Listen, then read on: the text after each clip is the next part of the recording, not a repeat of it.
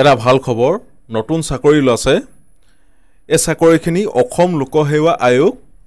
অৰ্থাৎ Assam public service কমিশনৰ ফালৰ পৰা পতা হৈছে চাকৰিখিনি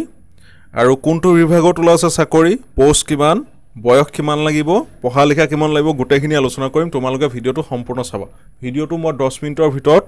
সম্পূৰ্ণ কভাৰ কৰিব চাম তোমালোকে এই 10 মিনিট সময়টো সম্পূৰ্ণ ভিডিওটো চোৱা যাতে আৰু যদি কিবা বুজি নোপোৱা মোৰ নম্বৰটো ভিডিওটো শেষত দি দিম অথবা বহুতৰ এপ্লাই কৰিবলৈ অসুবিধা হয় তোমালোকে আমাৰ লগত কন্টাক্ট কৰিব পাৰা কাৰণ ওচৰত ইন্টাৰনেট কেফে বহুতৰ নাথাকে ঠিক আছে এতিয়া চাকৰিখিনি আসাম পাব্লিক সাৰ্ভিস কমিশনৰ দ্বাৰা পতা হ'ব অসম লোকসেৱা আয়োগ আৰু ইয়াত কোনটো বিভাগত লৈছে চাকৰি নেম অফ দি পোষ্ট এটো জলবিদ্যুৎ যোনটো আমাৰ APDCL বুলি কোৱা হয় আসাম পাৱাৰ ডিস্ট্ৰিবিউশন কোম্পানী লিমিটেড ইয়াত তোমালোকৰ চাকৰি লৈছে আৰু চাকৰিটো কোনে পাতিছে অসম লোকসেৱা আয়োগৰ দ্বাৰা পতা হৈছে APSC ঠিক আছে এতিয়া ইয়াত পোষ্ট কিমান আছে পোষ্ট 69 টা আছে এতিয়া কট কেনেকৈ ৰিজাৰ্ভেশন আছে মই গোটেইখিনি কথা কৈ গৈছো টোটেল তোমালোকৰ পোষ্ট কিমান আছে টোটেল ইয়াত 69 টা পোষ্ট আছে ইয়াত 69 টা পোষ্ট আছে আৰু ইয়াত ক্যাটেগৰি লৈ কিছুমান ৰিজাৰ্ভেশন দিছে SC দিছে তাৰ পিছত তোমালোকৰ STP দিছে ঠিক আছে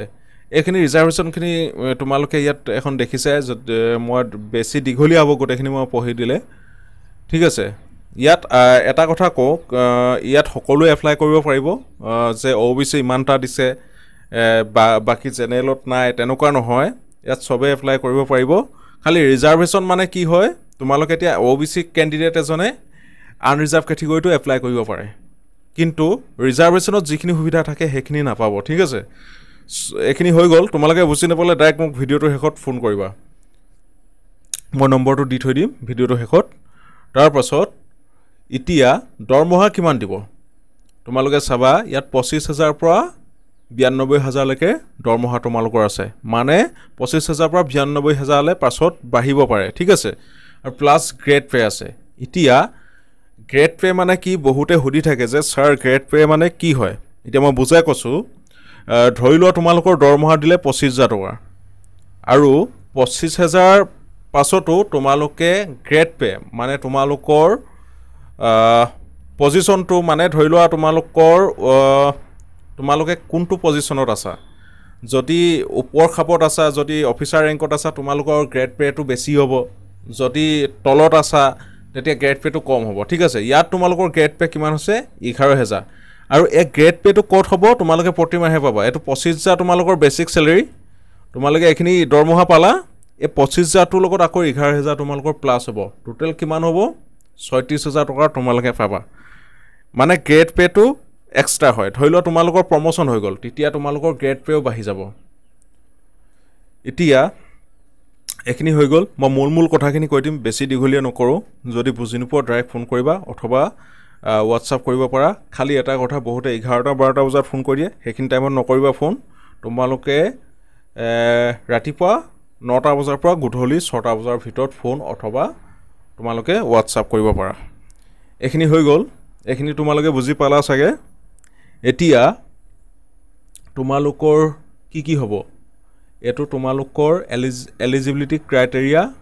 তোমালোকে ইন্ডিয়ান সিটিজেনশিপ হ'ব লাগিব আৰু তোমাৰ must be a permanent resident of Assam তোমালোকৰ অসমৰ ঠাই বাসিন্দা হ'ব লাগিব যি সকল অসমৰ ঠাই বাসিন্দা তেওঁলোকে এটোত এলিজিবল হ'ব must be a permanent resident of Assam and should have proficiency in Assamese language আৰু তোমালোকে অসমীয়া জানিব লাগিব ঠিক আছে তাৰ পিছত তোমালোকৰ এতিয়া ঠাই বাসিন্দা বুলি যেতিয়া কলে তোমালোকৰ কি লাগিব permanent residence certificate issued in Assam for educational purpose আমি যোনখন PRC মানে পঢ়াৰ ক্ষেত্ৰত যোনখন PRC উলিয়াও হে PRC খন তোমালোকৰ লাগিব এটো এপ্লাই কৰিব কাৰণে অথবা PRC খন এপ্লাই কৰোতে আমাৰ টাইম লাগি যায় 1 মাহ 2 মাহ লাগি যায় আহোতে গটিকা তোমালোকে কেনেকৈ এপ্লাই কৰিবা তাৰ হলনি তোমালোকৰ এটা অপচন দিছে এমপ্লয়মেন্ট এক্সচেঞ্জ কাৰ্ডখন তোমালোকৰ থাকিব লাগিব যদি তোমালোকৰ নাই কন্টাক্ট কৰিবা ভিডিওটো হেকত নম্বৰটো দি দিম তাত কন্টাক্ট কৰিবা আমি তোমালোকক এখন উলিয়াই দিয়া হ'ব ঠিক আছে এতিয়া বুজি পালা নহলে পিআৰসি লাগিব পিআৰসি তোমালোকৰ অনলাইন কৰাখন লাগিব যোনখন ডিজিটেল তোমালোকৰ অফলাইনখন নহব অথবা যদি হেখন তোমালোকৰ দেই হৈ যায় তেতিয়া তোমালোকে এদিনতে এমপ্লয়মেন্ট এক্সচেঞ্জ কাৰ্ডখন পাই যাবা আমাক কন্টাক্ট কৰিবা ঠিক আছে এখিনি হৈ গল এতিয়া পঢ়া লিখা কিমান লাগিব পঢ়া লিখা তোমালোকৰ বেচেলৰ ডিগ্ৰী লাগিব মানে তোমালোকে গ্ৰেজুৱেট হ'ব লাগিব আৰ্টছ সায়েন্স কমাৰ্চ যিকোনো পৰা আৰু তোমালোকৰ পাৰ্চেন্টেজ কিমান হ'ব লাগিব মিনিমাম 55% হ'ব লাগিব আৰু যি সকল এসসি এসটি ক্যান্ডিডেট আছে তেওঁলোকৰ 50 হলে হ'ব ঠিক আছে আৰু তোমালোকৰ কম্পিউটাৰ এখন ডিপ্লোমা থাকিব লাগিব processes proficiency in computer applications and having diploma certificate in computer applications with minimum durations 3 months minimum 3 মাহৰ তোমালোকৰ এখন কম্পিউটাৰ সাৰ্টিফিকেট থাকিব লাগিব এখিনি হল তাৰ পিছত কি লাগিব মই পুনৰ ৰিপিট কৰিছো প্ৰথম তোমালোকৰ পিআৰসি নহলে এমপ্লয়মেন্ট এক্সচেঞ্জ কাৰ্ডখন লাগিব যি সকলৰ নাই কন্টাক্ট কৰিবা ভিডিওটো হেকত তাৰ পিছত আৰু তোমালোকৰ 2 নম্বৰ গ্ৰেজুৱেট হ'ব লাগিব 3 নম্বৰ তোমালোকৰ 55 মিনিমাম পাৰ্চেন্টেজ থাকিব লাগিব জেনেৰেল ক্যান্ডিডেট খিনিৰ কথা কোৱা আছে আৰু যোনখিনি এসসি এসটি তেওঁলোকৰ 50% হলে হ'ব হৈ গল তাৰ পিছত তোমালোকৰ বয়স কিমান লাগিব এটা বয়সটো চাও বয়সটো তোমালোকৰ 21 ৰ পৰা 38 বছৰলৈকে তোমালোকৰ 1 তাৰিখ 1 মাহ 2024 মানে 2024 চনৰ জানুৱাৰীলৈকে 21 বছৰৰ পৰা 38 বছৰ ভিতৰত হ'ব লাগিব তোমালোকৰ বয়সটো তেতিয়া তোমালোকে এপ্লাই কৰিব পাৰিবা আৰু বয়সৰ ৰেহাই দিছে 5 বছৰ এসসি এসটি মানে 43 লৈকে এপ্লাই কৰিব পাৰিব যি সকল 40 পাৰ হল তেওঁলোকে এপ্লাই কৰিব পাৰিব আৰু তোমালোকৰ 41 ইয়াৰ্স এটো কোনখিনিৰ কাৰণে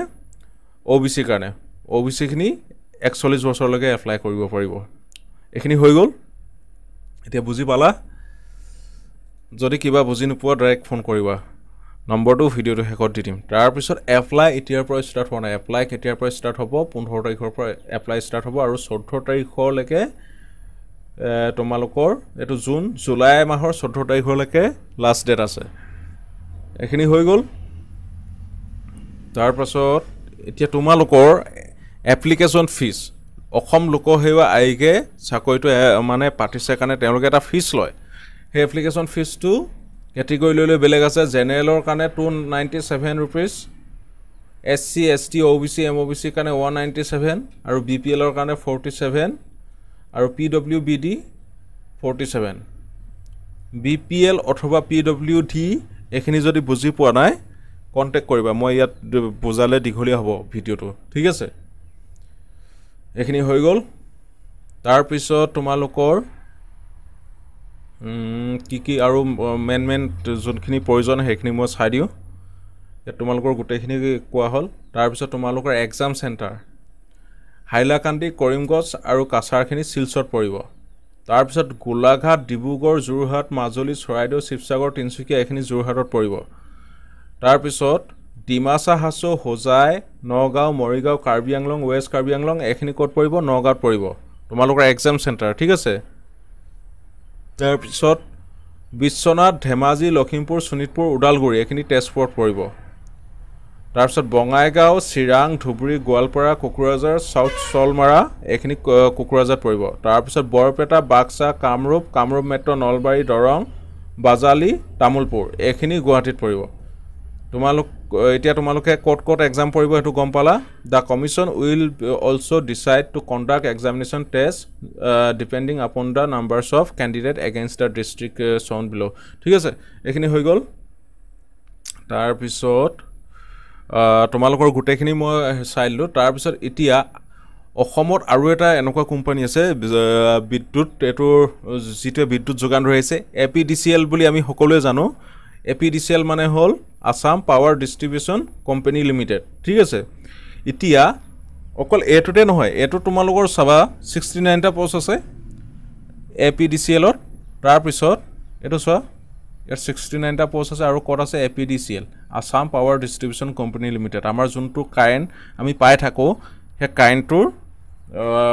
সেই কাৰেণ্টৰ বিভাগত চাকৰি আছে ঠিক আছে তাৰ পিছত অসমত আৰু এটা APDCLৰ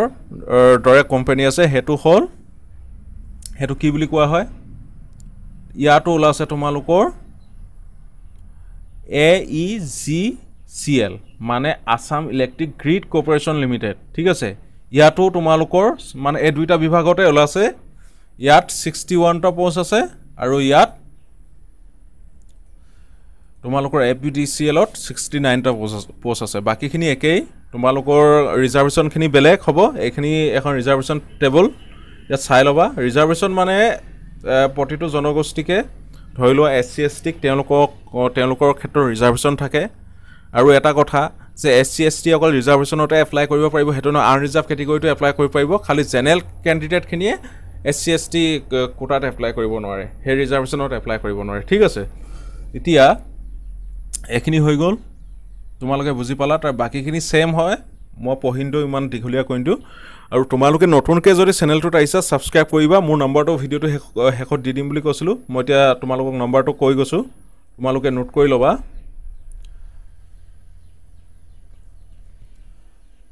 মোৰ নম্বৰটো হ'ল 60016713212 এতিয়া এই নম্বৰটো তোমালোকে সেভ কৰি ৰাখিলে তোমালোকৰ কি বেনিফিট হ'ব প্ৰথম কথাটো তোমালোকে ডাইৰেক্ট মোলকত মেছেজ কৰিব পাৰিবা অথবা ফোন কৰিব পাৰিবা ঠিক আছে কেতিয়াবা বহুত ফোন কল আহে তেতিয়া আৰু মেছেজ কেতিয়াবা ৰিপ্লাই দিওঁতে দেৰি হয় কিন্তু মই সকলোকে ৰিপ্লাই কৰো আৰু তোমালোকে মনত যদি কিবা ডাউট থাকে ডাইৰেক্ট তোমালোকে সুধিব পাৰিবা ঠিক আছে আৰু তোমালোকে যিকোনো চাকৰি লগালগ আপডেট পাবা কাৰণ ইউটিউবত বহুতো ফেক চাকৰি আপডেট দি থাকে গতিকে তোমালোকৰ বহুত অসুবিধা হৈ যায় গতিকে এই নম্বৰটো থাকিলে তোমালোকে ডাইৰেক্ট আমাৰ লগত কন্টাক্ট কৰিব পাৰিবা আৰু জানিব পাৰিবা চাকৰি বিষয়ে আৰু চেনেলটো মই পুনৰ কৈছো তোমালোকে অলপ সাপোৰ্ট কৰা আৰু এই ইউটিউব চেনেলত আমি আৰু এটা কথা ভাবি আছো যে তোমালোকৰ চৰকাৰী চাকৰিৰ কাৰণে ফ্ৰী টিউটোৰিয়েল মানে আমি পঢ়াম বুলি ভাবি আছো গতিকে তাতো তোমালোকে পঢ়াম মানে প্ৰথম আমি কি কৰিম যোনবিলাক হৈ যোৱা চাকৰি হে কোৱেশ্চন পেপাৰ বিলাক আমি সলভ কৰিম তেতিয়া তোমালোকে এটা আভাস পাবা যে কেনেকৈ পঢ়িব লাগিব আৰু কোৱেশ্চন বিলাক কেনেকৈ সলভ কৰে ঠিক আছে সো তাৰ ওপৰতে বেছ কৰিম পাছত মানে কি কৰিম আমি পাছত যদি আমি আৰু ইমপ্ৰুভ কৰিব পাৰো তেতিয়া আমি প্ৰতিটো এটা কোৰ্স লঞ্চ কৰিম যেটো ফ্ৰী হ'ব ঠিক আছে গতিকে তোমালোকে চেনেলটো অকন সাপোৰ্ট কৰা আৰু পাৰিলে শেয়াৰ কৰি দিবা লগৰবিলাকৰ লগত ধন্যবাদ